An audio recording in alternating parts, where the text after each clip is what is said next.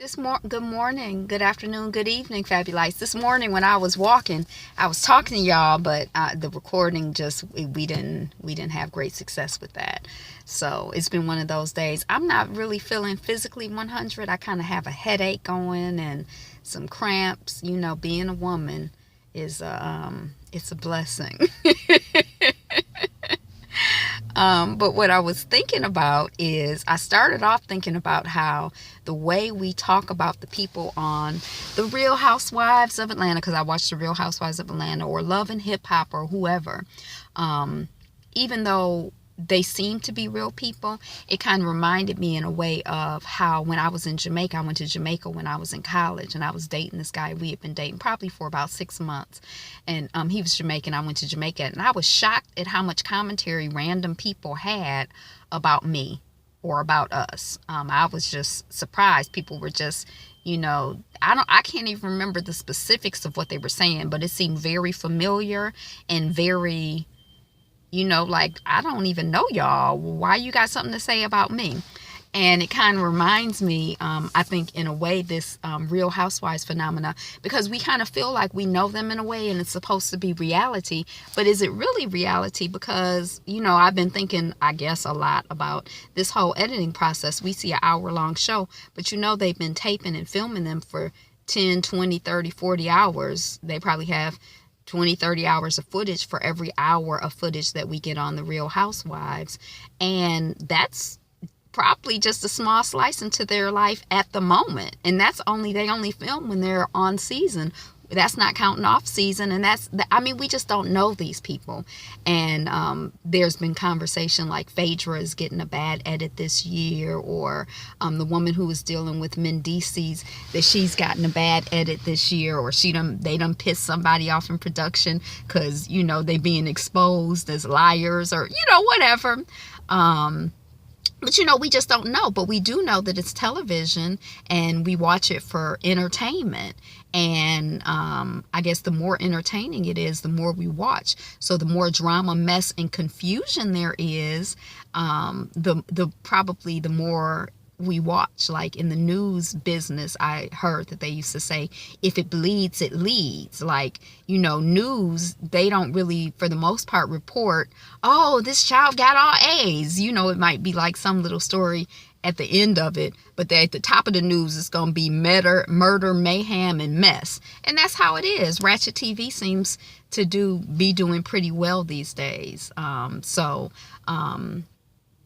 think, it's just something about, an accident. Look, we were just riding on Woodward around State Fair, and there's some kind of accident that happened. It's like two cars in the medium upside down. They look like they're like melded into each other from what I could see. I saw it kind of come in angle when they took us off the street coming, and then coming back I saw it a little bit, but they seem to be blocking off more and more of Woodward with all of that.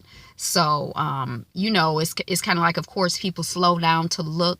And I think that I was listening to an interview on Black and Sexy TV on YouTube with Jordan Peele, and he's the person who wrote and directed this movie Get Out that came out, and it's supposed to be a horror film. It's kind of like a thriller, kind of like a horror film, I guess, in a way, because it is horrible and it is terrifying, and it's a great reflection of the horror and terrifyingness of being a Black person in this world, to me, at least my experience of it. So it was interesting listening to his interview and just thinking about the fact that he's very conscious of the fact that stories help us process things. So when we're watching The Real Housewives and we're watching the mess and the confusion and the ratchetness of a man cheating on a woman, or a man who, might hit a woman or say he choked her, but he didn't choke her hard enough, and should she stay with them? And, should Kenya be with this guy who, is beating out her, breaking out glass in her garage? Is he going to be breaking out her head next? Does she have bruises on her arm? I saw somebody said in something, they saw some bruises somewhere. So it's a way, stories are a way for us to process what's going on for us and how we should move in the world. And one of the things that I thought was just really fascinating was that last scene of Get Out. Spoiler alert if you haven't seen it. But when the cop car pulls up, and I guess there were some different endings considered for that film, and the ending that he chose, he said that he chose that ending. So I guess it's not a spoiler alert because I'm not going to say it. But he said that, my understanding is that he said he chose that ending because he wanted Black people to have that relief of that happier ending. Although when the cop car pulled up, I think most of us in the audience, my first thought was one thing, and then I'm like, no, because there's been some comedic relief all along. I'm like, no, it's not going to be that. I would have been shocked if it had been anything other than what it was. Go see Get Out if you haven't seen the movie. But just thinking about how stories help us to process movies, reality shows, scripted TV shows, books. I'm reading some Easy Rawlin now. I love Walter Mosley. He's my favorite author. But just finishing that up, how these things help us to process our lives and to understand our lives and to make good decisions for ourselves, and to figure out, when you're looking at what somebody else is doing, to figure out what you think they should do, and then by extension what you should do when you're in a similar situation. It's like a simulation. Stories are simulations. Like they say that when they're training airline pilots or people who go on space missions, a large part of their training is simulation training. Okay, if this happens, what do you do? If this happens, what do you do? If this happens, what do you do? And that it helps them to be prepared, even though some of the things that they experience are going to be things that they never experienced. Going through so many simulations helps to develop their ability to analyze and solve problems. And so, I'm a story girl. I love a good story. I love a good book. I love a good movie. I love a good play. I love a story. I guess if you told me a good story, I like a good story too. I like people with, personality. That's a story to me. I like people watching. That's a story to me.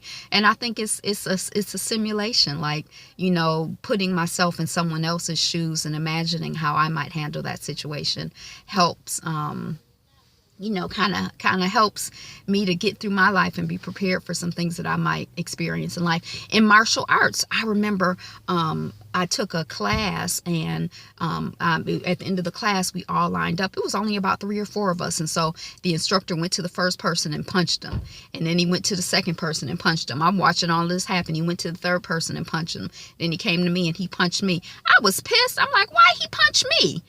And I was upset, and I didn't like it at all. But, if you out here on these streets, like I had an incident, maybe it's been even 4 or 5 years ago, where someone tried to rape me. And the only defense mechanism that I have practiced over the years was, I am an expert finger bender. At that time, that was my expertise. And that's probably still an expertise now, but I've added some other things to my arsenal. But that's what I had in my arsenal at the moment. That was my go-to. And it was effective in that situation because I had used it repeatedly. But in martial arts, I think that's what they do too. You get to simulate in different situations. What if somebody comes up from behind you? What if someone does this? What do you do? What if someone does this? What do you do? Practice. Okay, you just got punched. How does that feel? Process that now, so that if you're ever in the situation where someone punches you, you've already kind of emotionally worked through, the fact that I don't like you. Like, I'm watching these women on these TV shows. This man talking about he choked her. Maybe he didn't choke her hard enough. Or this man hitting these, breaking glasses in the garage or breaking windows and stuff. I don't have any desire to fight with a woman my size, let alone a full-grown man, let alone these big-ass men. No desire at all. I would be finished with that situation with a quickness if I even thought I saw any sign of any of that coming. But, that's people that you invite into your life as much as you can control that. Because I have had some stalkering situations where you thought you cut stuff off, but, it was still there in a way. But, there's also times when things come into your life that you have not consciously invited, and you have to deal with them. So it's good to have some practice and some simulation and dealing with just all of the things in life. So that's all. What do you like? Stories? You like movies? You like films? You like books? You like martial arts classes? What are you practicing? What are you practicing again and again and again? What are you studying? What are you simulating in your life so that when you experience it in real time, you have some practice with it? All right. Have a fabulous, wonderful day. Be you. Be fabulous. Be fabulous. You. Mwah.